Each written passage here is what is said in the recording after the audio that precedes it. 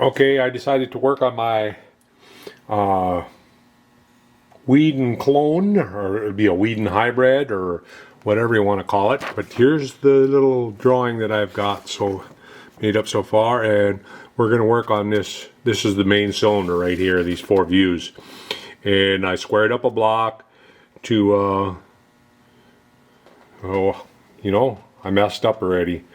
I made it the overall length 310. And it was supposed to be 400.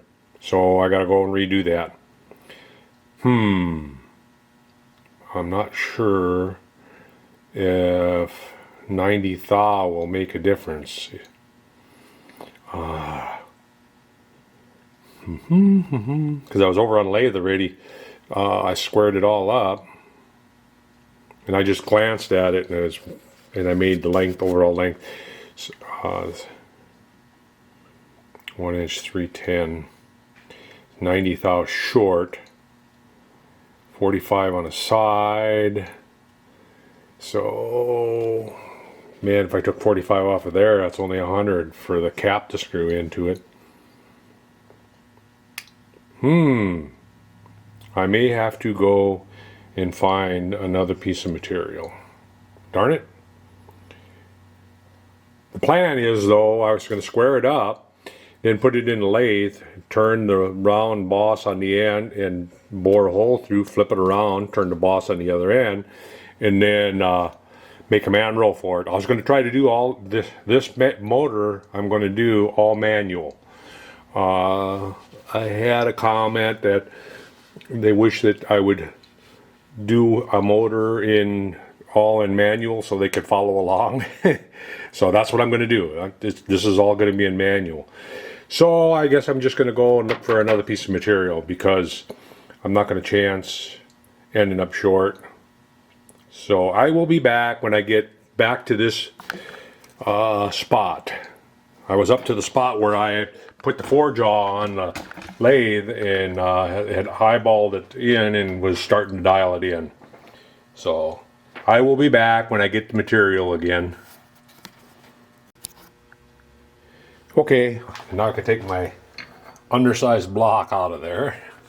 Get the indicator out of it. I'll just loosen up a couple sides. I was getting close. I got a little scribe mark on it, on both of them actually. Back this up so I don't bang it.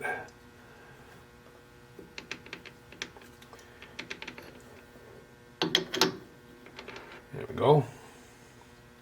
And we'll put it in the other one. Try this again.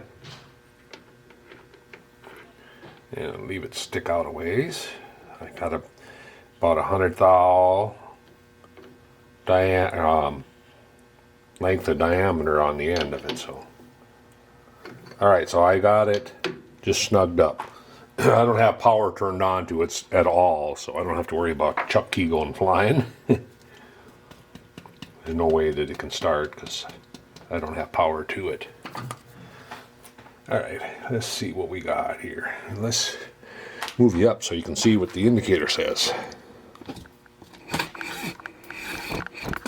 Hopefully you'll be able to see what the indicator says. I don't know. You can see the indicator or not. Hopefully you can. Alright, so we bring the indicator on and we rock it back and forth and we find the low spot right there, and I'm going to push it down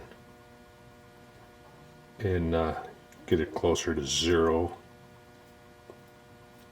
or right on 0. Alright, so there's 0 on this side. And we back it off. Try to get about the same orientation here. Ooh, got it pretty close. Anyway. Real close. Only about 1.5 thou. 1.5 thou high. So I gotta push this side down a little bit. There. Now we're about 3/4 of a thou.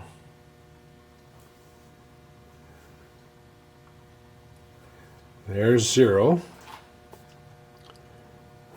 Back out.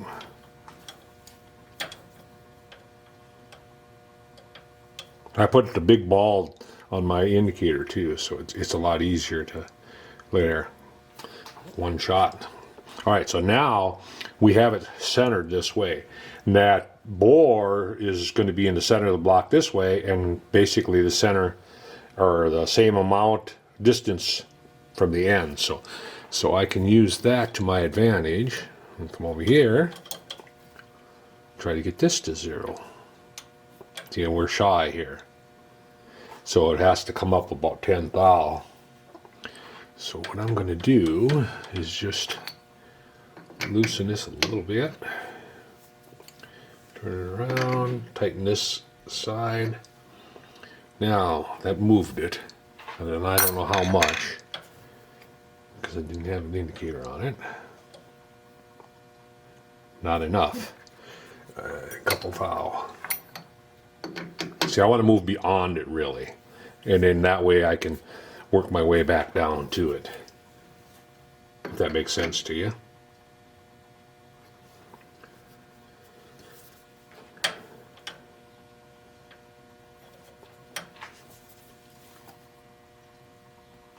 Alright, so now if I tighten this one up, hopefully I can tighten it up a half thou. It's worth. Oh yeah. There we go. 0. Now the other two should be 0. Right here.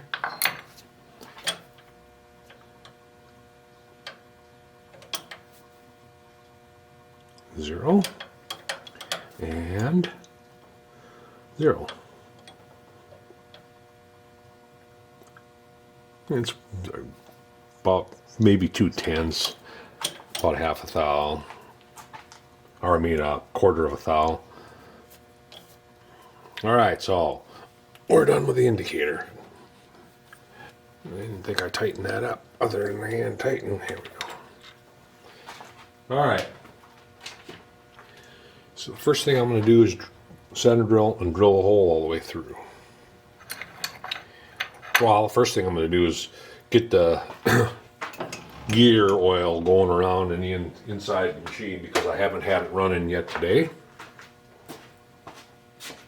So we'll take and put that into B3.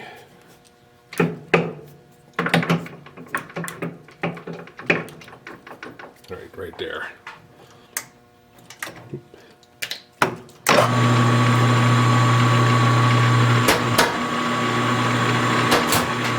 I don't know if anybody else does this, but I do. I like getting oil circulating around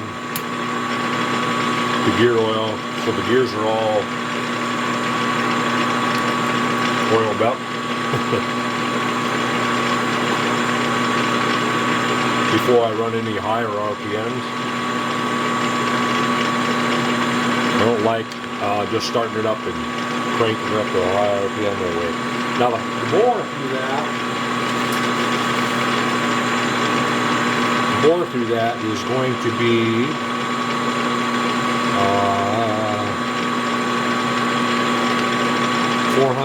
400 thou diameter going through that. And really, it could be 375 to 400 as long as I make the piston to match.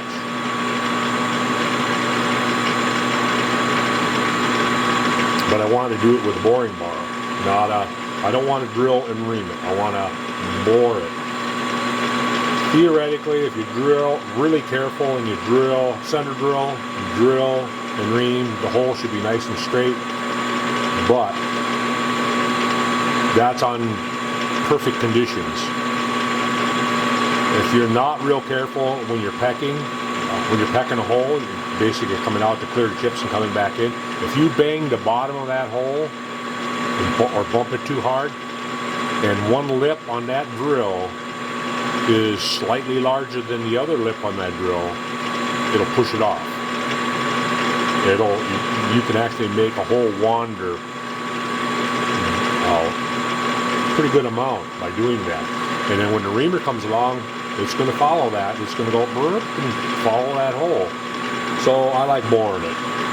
And even if you're taking borehole, rough borehole, up to a size where you can ream it, you're going to have a much straighter hole, or a much better chance at a straighter hole. I'm not going to say that you can't get a straighter hole, because you can get a straight hole by, if you're really careful, center drill and then drill.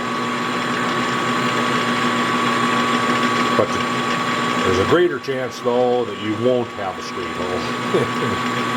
So, anyway, that's just something that I was always taught and go by.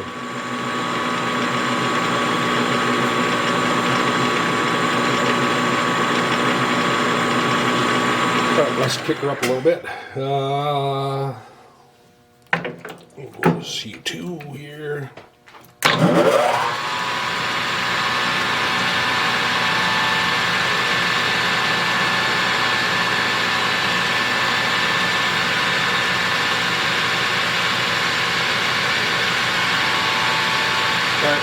Center drill here. Get over on the other side of the camera.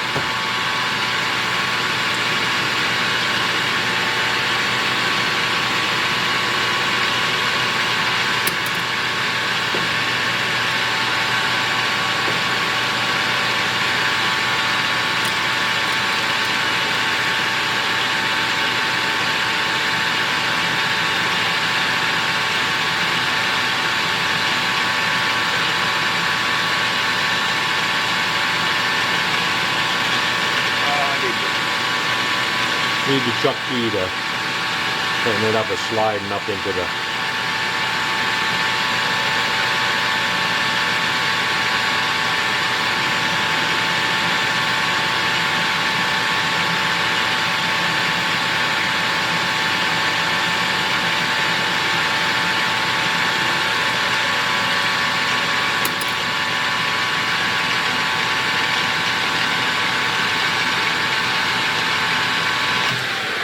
we have the oil distributed around the gears now, and I'm gonna step drill it. I'm gonna drill it a 1/4 inch, and then 3/8, and then boring bar.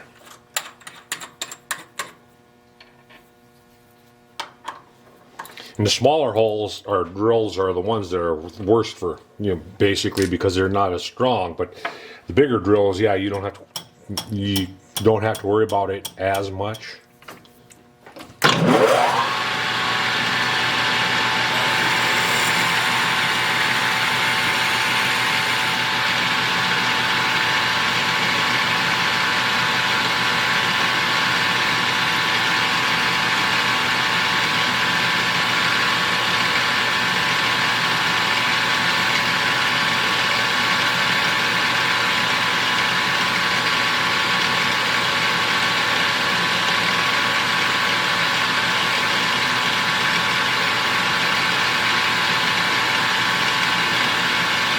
This is cold roll steel that I'm drilling, 1000 RPM.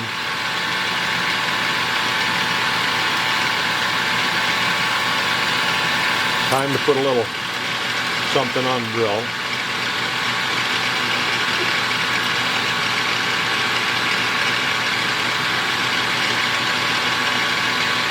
This is where you can make the drill wander if you bang it into the bottom of that hole. You have to be careful and ease it into the.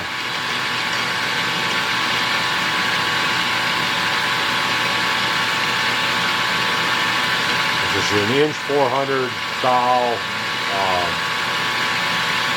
wide block that we're going through. With a 1/4 inch drill.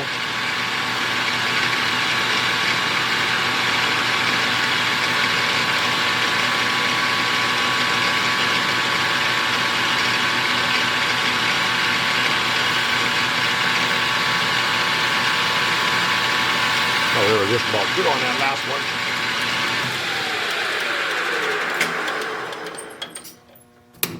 Okay. And now I'm going to go through there with a 360, 375. I don't know if I want to go right up to a 375 right away.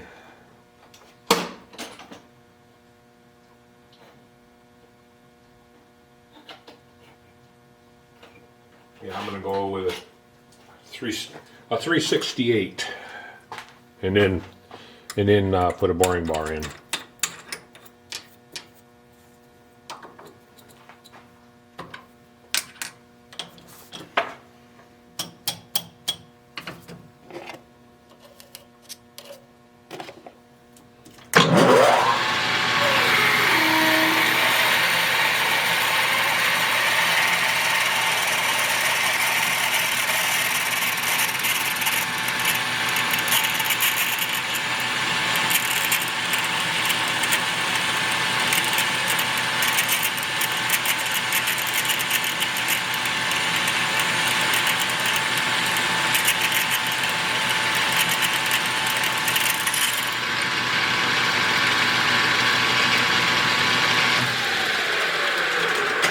Okay, boring bar time. And I want to get a decent finish with the boring bar. I don't want a rough finish in there because that's where the ring's going to ride on. I'm going to make for the piston. I'm going to make well,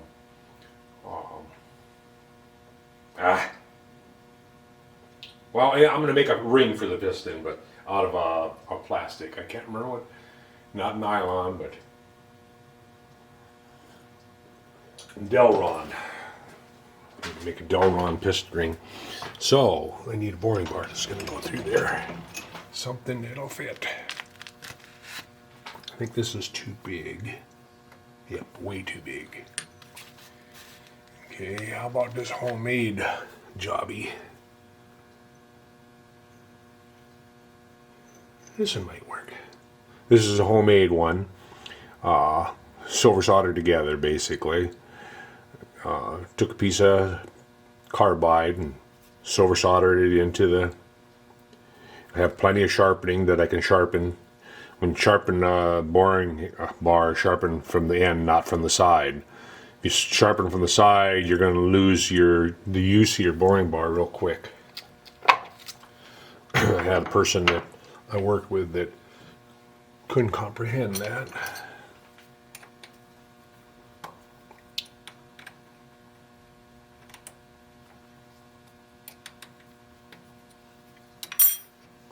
All right.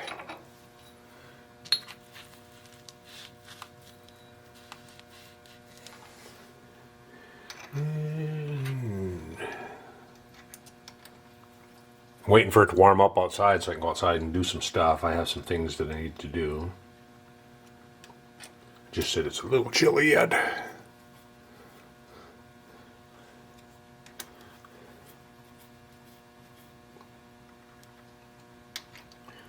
don't know what happened to spring, but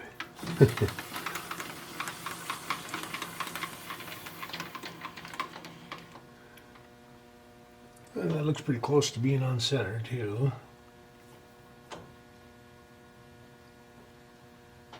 All right, so I'm going to zero my travel dial here, so I don't have to guess if I'm through the hole or not.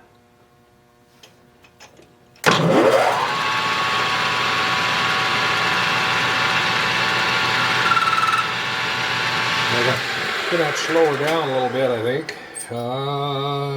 Slow her down to 800. Let's see.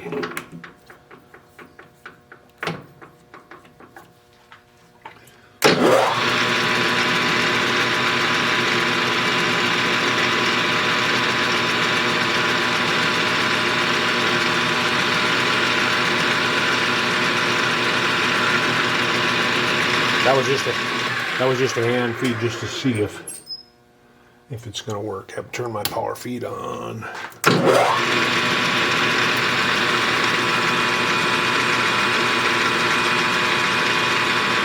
it down a little bit.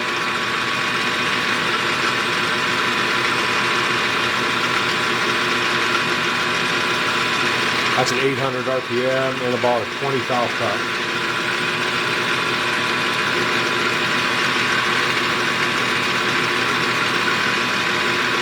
I can hear it a little bit squeaking and complaining.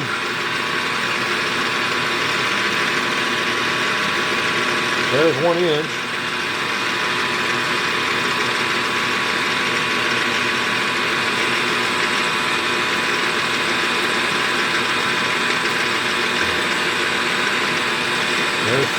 we should be just through right now.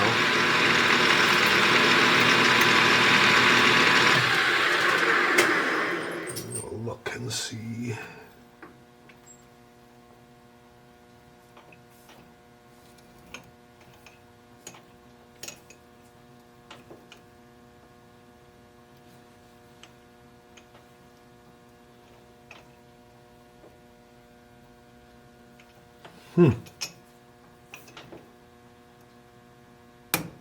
No.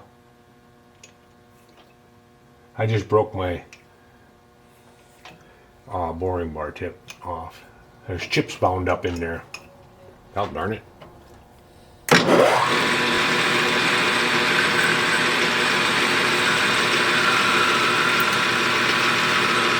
I think I broke my tip.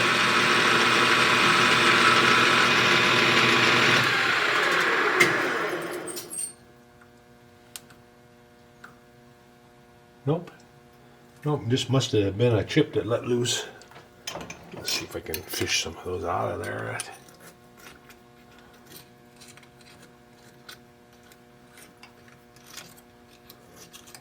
Right. I'm going to take a free pass in there.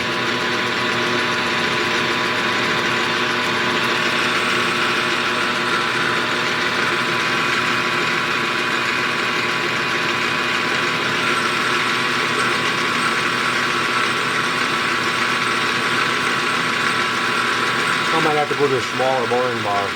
Yeah. Maybe just a little bit too big yet.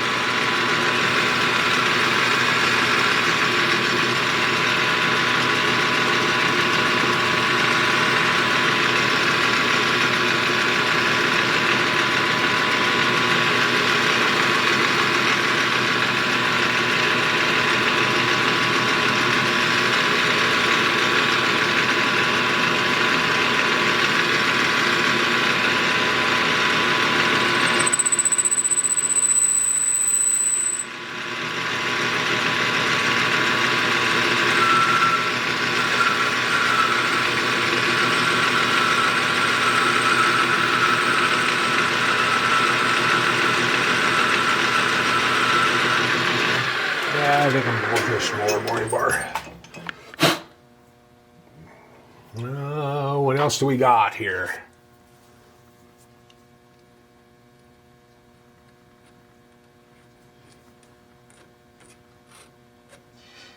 This one's actually, oh yeah, it's smaller by a little bit.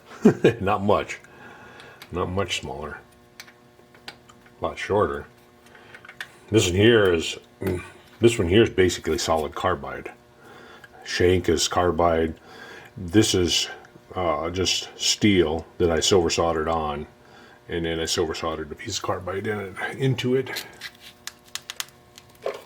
I never throw away those little pieces of carbide. I can make tools out of them. They usually all go into another use, an afterlife use.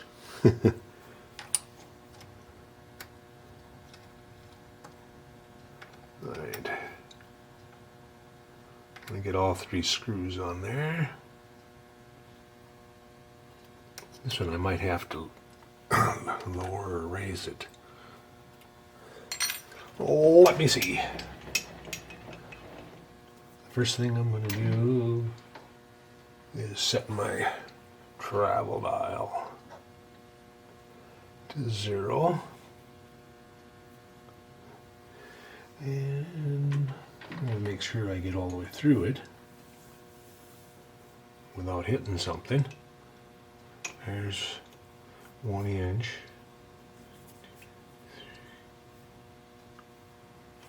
Nope, can't make it. It's gonna hit my compound. I got to pull it out a little bit. Do I have a longer one? I might have a longer one of those. Let me look.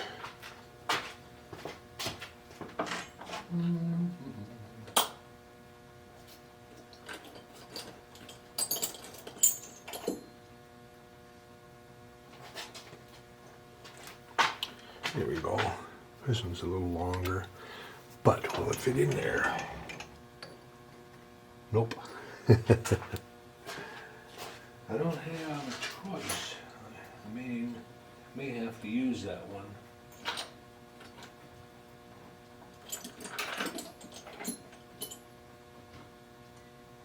Here we go. Here's a solid carbide one that'll work. Yeah.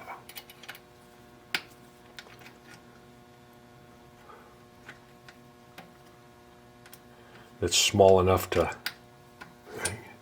get through there. The other one I had was just a little bit too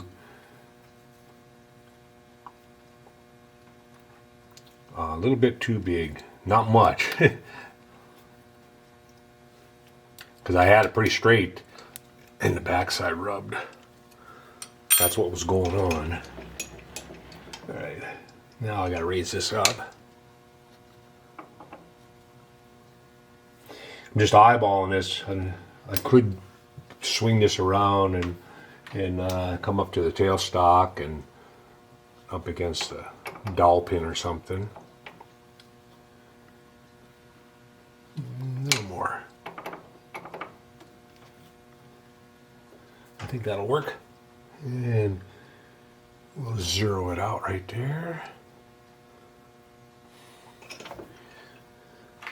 And I'm going to kick the RPM down a little bit, down to 600.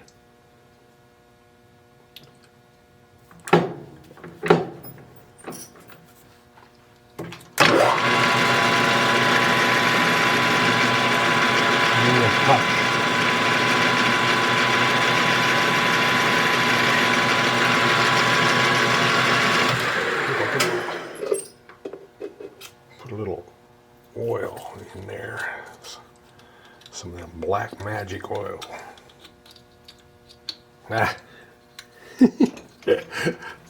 It's a little short-handled brush, but here we go.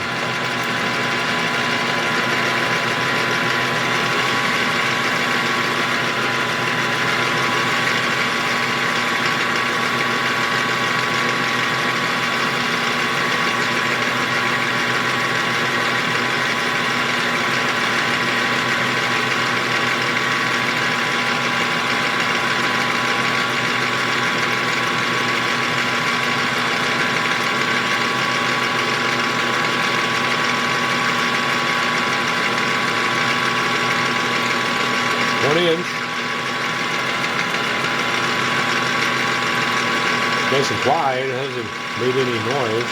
It hasn't complained at all.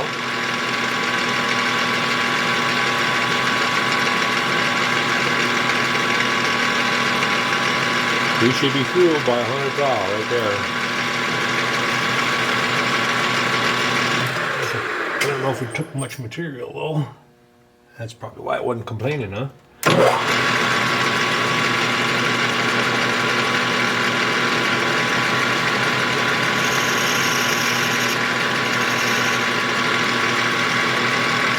Take 10 thou.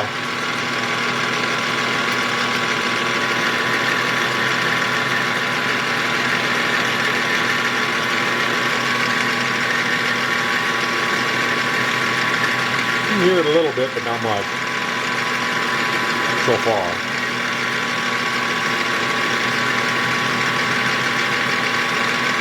I probably hone the cylinder out anyway. I usually do, especially on a steam engine. Steam engine where the rings are going to be plastic, so the cylinder's not going to really wear in real well. So I want to hone that out to as smooth as I can get.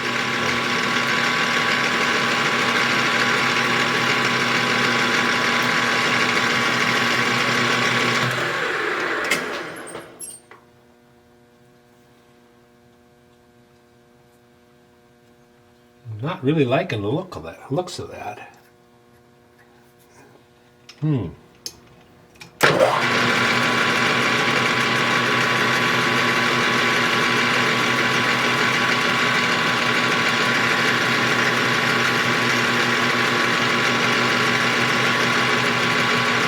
just took a free pass in and out, and it does clean it up. I'm going to go back in there, and then I'm going to feed all the way back in, and I'm going to feed all the way out. It left a nasty trail when I pulled the cutter out. Apparently it is pressure pushing it over a little bit.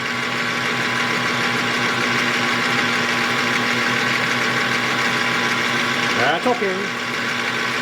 We'll get her.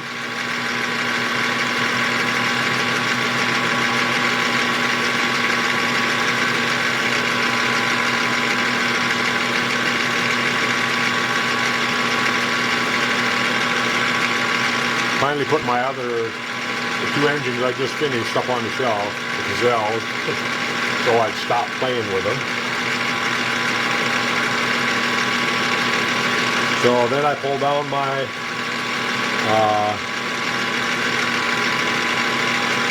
Atkinson engine, and I've been playing with that.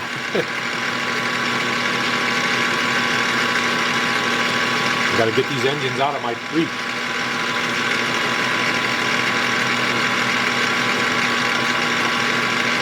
The Atkinson cycle engine, that thing starts so easy. And just barely give the flywheel a tug over center and it's off and running. I'm debating on whether to make a half scale one. Half the size of the one that I made.